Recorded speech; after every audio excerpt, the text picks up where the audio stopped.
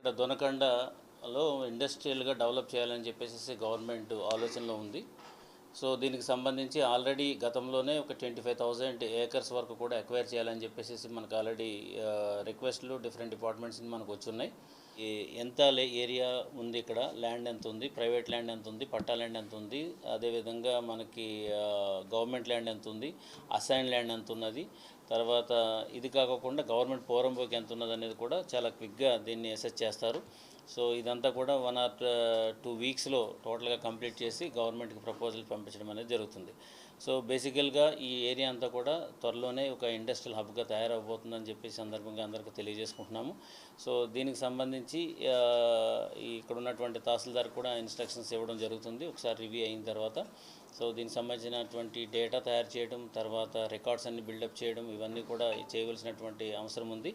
So, అందులో భాగంగానే ఈరోజు ఈ విజిట్ అనేది జరిగింది.